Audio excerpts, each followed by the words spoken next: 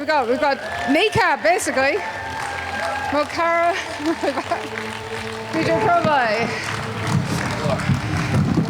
Oh, we're missing one. No, he's here. Okay, good. Okay, good.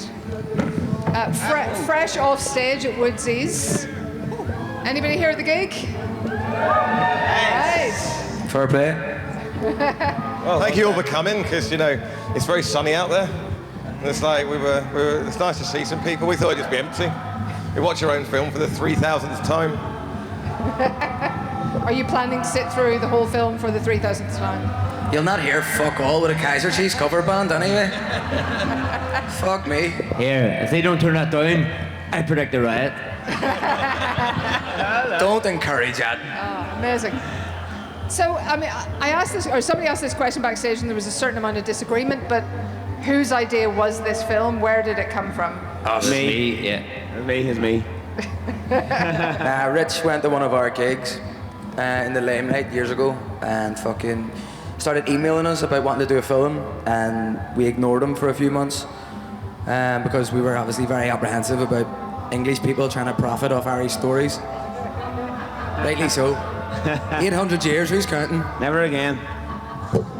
But eventually, I realised that you buy them 3 pints of Guinness and they'll do anything. So that was that. I mean, That does explain a lot of Irish history, actually. Come to think of it, but yeah. So what was the process of writing it like? Because you have taken some semi-autobiographical elements. Yeah, I mean, the starting point of it was just their music, because they're storytellers, you know, and the Irish language is an oral language, not a written language like English. So, you know, it's passed down through generations through music and poetry and songs, and so they very much sort of take that into a modern era. And so just listening to their music and taking the stories out of that was the building blocks, and just getting to know them, just like hanging out, drinking, and the stories that sort of came up just from having a session. And it was like, that was the building blocks of the film. And then over COVID and stuff, we just sort of like sat around and wrote the film. Just we'd like have these sessions where we'd sort of have a crate of Guinness and we'd start writing, and the first couple of hours would be really good, and then the more Guinness we drunk, it just went off a freaking cliff, and it would just be rubbish.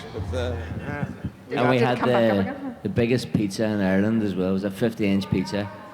And we had to get it taken down on the roof of a car. And it was turned sideways to come in the door. So the film was based around a 50-inch pizza. So like Lawrence of Arabia, it's the same basic. Very deep. Yeah. Very deep. So I mean, Deep dish. and the film has been like a massive success so far. You guys went to Sundance and basically blew the place away. What did you expect the Americans to go for it to that extent? Americans love to pretend to be Irish, so we knew there was going to be a market there, and them bastards will laugh at anything. I got someone here tonight. Any Yanks? All Not the fucking here. burger stand. These lads managed to find drugs in Mormon, Utah within about 2 hours of landing. Allegedly. And that's got to be some sort of record. Fuck me, touting bastard. There was nicotine patches. Yeah, I think for us, the film, obviously there's a lot of words in it, like dissies and tout. There's a lot more words in it. There's a lot of phrases in it that we didn't expect Americans to understand, and they didn't. But it actually didn't matter, because they'll laugh at anything. No, we were surprised that it went down as well as it did. Like, you know, it's getting released in America in like 1,500 screens, so it's like getting a really big release, and they're kind of positioning it as like a mainstream film, and that blows our heads, because it is, you know, very, very authentically Irish, and it's like we really didn't pull any punches of just the colloquialisms, and just the fact it's in the Irish language. You just think it's going to become a niche thing, right? And then actually it just seems to have got a huge audience. You know, we won the audience award at Sundance. Yeah, we were blown away. It was great. I'd literally just flown back and then got the call and had to go back to Utah again. And it was like, you know, it was a long day of travel, but a very champagne problem to have, you know. And tell me about like just like shooting the film, making the film. Had you guys acted before? You hadn't done a lot of it, I guess, very much. Acting the bollocks. Right, brilliant. I agree. No, never. We act. Oh no, we weren't. They're behind you. No, never. We had a good acting coach, Kieran Lagan. We done like a few months of like sort of exercises and stuff to get you present and all this shit. If you're in your head, you're dead apparently on screen. We'd have to like stare in each other's eyes for like 10 minutes as like one of the exercises. Which, I mean, we're quite good friends, but Not that close. Not that close. Apparently you fall in love with somebody if you stare in their eyes for 10 minutes. Let's get out of here. It was amazing, week by week, just seeing the progress from like, well, we started where it wasn't great, right? And then like the week by week, it just clicked, and it's like, I think there's a difference between performing on stage where the lads, obviously, they're projecting, they're big, right? And then acting for camera is obviously it's about taking all that energy and internalizing it and trying to kind of keep that feeling, but not be, because you can't do that when the camera's in your face. And once that clicked for him, it was just fucking magic. And the biggest thing I'm proud about the film is just, you know, they're on screen with people like Michael Fassbender, and they don't look like they've won a raffle to be there. Do you know what I mean? They really do hold their own with him. And, you know, it was funny because we were also like starstruck to have him, but Michael Fassbender was more fanboying off them. Do you know what I mean? He was more like, "You're KNEECAP," and I was like, "Fucking hell!" Like, He begged us to be in the film. He was starstruck. He was crying. The agent was on the phone crying, "Please let him be in it." We're like, "All right, Michael. Just this once." It's good of you to throw him a bone, though. God bless him. You know, he needed help. But what was it like then? You know, turning up on your film first day. Was it? What did you shoot first? Do you remember? We went on a healthy buzz for about 2 months, like no drink. And we were very sensible. We were training hard, and then we went to Dundalk the night before filming to stay. You can already see where this is going. Got pissed the night before filming. So the first day of filming, we were all dying after being fucking sensible for 2 months. You might be able to spot what scene it is. Yeah, fell at the last hurdle. Barely open our eyes. We were playing, like, all the crew, like, even people who didn't need to be there, turned up for this first day, because I think they were very skeptical. They were like, they thought this could either be great or absolute shit, right? And so everyone wanted to see the first day, could these boys act? And we were standing in the garden, remember, around the big hole, playing Zoff Bang Whoosh, which is this like warm-up exercise where you pretend to throw a ball to each other. It's very embarrassing. It's very embarrassing. So we stood there doing that as a warm-up thing, and they just thought, what the fuck have we got ourselves into the next 7 weeks? But yeah, it all worked out. We spoiler, we all die at the end. Yeah. It's fine. We do have some mics. If anybody out there has a question, we can take a couple of questions. No hard from you ones. Guys, by the way. No hard ones. There's No a lady maths. over No here. maths questions. Very hungover. There's a lady over here. General knowledge ones. What's the capital of Latvia? Riga.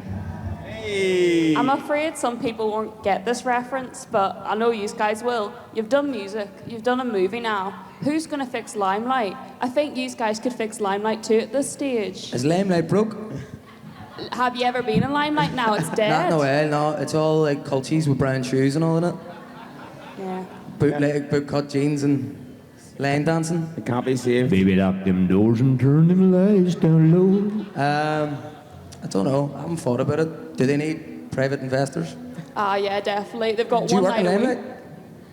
Oh, no, I'm a student, so I'm always in it. Might as well fund it. UFO Wednesdays. It's really Are they still terrible on? now. Awful. Do they still do them? I used to love them. We'll try our hardest to fix Limelight. That's a promise made to you right here in front of this crowd. Sean McFeanahan. Fucking hell. Hello, Sean. He looks Come like on, he just Sean. walked straight out of Grand Theft Auto. Brilliant. Northern Ireland Flat Earth Society Unionist. Wow. So, when I was a kid, we used to have joint community where they would come around and ask us for shit to put in the bonfires. So we would do the grass cuttings and shit like that. Now, they only want pallets. I don't think they should be allowed to have burned pallets because it's not economically sound or environmentally.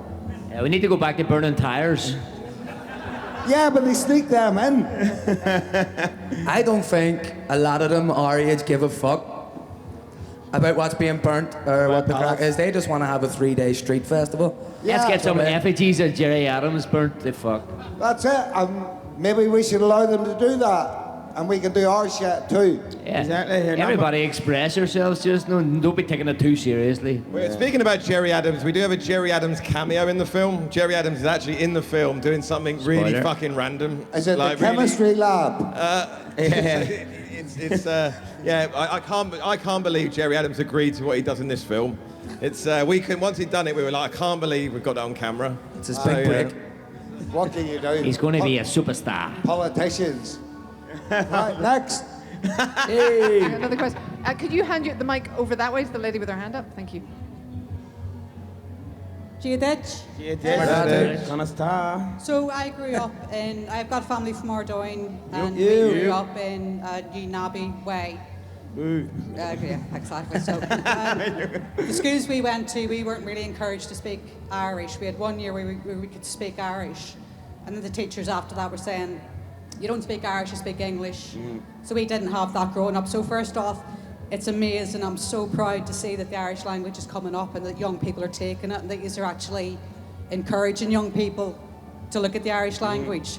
So my question is, for somebody who's in their 40s and wants to get into the Irish language other than Duolingo, because is nil me lacha isn't really something I can drop into a conversation. Yeah, the mouse is in the cupboard. Yeah, exactly. How would you suggest that somebody look into starting speaking the Irish language? I would say go to the Hitch Blocks. Very good place to learn. They only just let me out.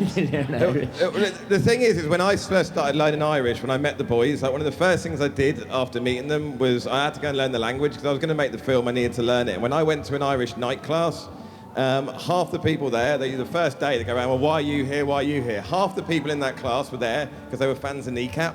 And I was like, how random, do you know what I mean? How random is that? And that's what people I don't necessarily think realise is the cultural impact that KNEECAP are having in encouraging people into language and making it not this thing, it's like, oh, I've got to learn Irish, it's a school thing, but actually making it something, oh, actually, it can be cool, it can be fun, it can be modern and contemporary. And I think that is the biggest legacy that these boys leave behind. I'm not dead yet, but do you know what I mean?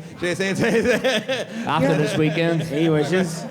You're like the Michael Flatley. Don't be afraid to make mistakes. Yeah. You can't be perfect. Do you know what I mean? Don't be afraid to fucking get your grammar wrong. Yeah, and up the Culterland as well, there's Irish classes on in West Belfast. There's Irish classes on all around Belfast now, even in East Belfast. And Newton Ards Road, Linda Irvine is So you're started. making it fun. You're like the Michael Flatley of Irish language. Yeah, exactly. I mean, Also, Flatley, my dear, I don't river dance. get yourself to the Gaeltacht, Donegal. It's the best place to learn Irish. Do 2 weeks there, you'll be flying. It's good crack. And nobody knows what the fuck you're saying. Thank you. All right, we've got a guy over here with the mic. Hello. I just wondered what your reaction was when various Conservative politicians started denigrating the film and complaining about the source of funding. Was that a badge of honour? Was it Therese Coffey said some very rude things It about you? saved us a fortune on publicity, on PR stunts. They keep giving us these fucking golden PR coins. I don't know why they keep doing it. But we have a symbiotic relationship with Conservative politicians because we'll do something that's what they class outrageous or controversial, and then they get their wee 10 minutes in the news to complain about it. So they're like the wee fish that hang around sharks. Yeah. Eating the skin off our toes. Yeah. We want to thank the DUP, PR department for all that there. We just wish Maggie Thatcher was still alive. Miss her. Wow. Yes, one more here. Hello. Oh, God. I'm Emer. Hi. Hi, Emer.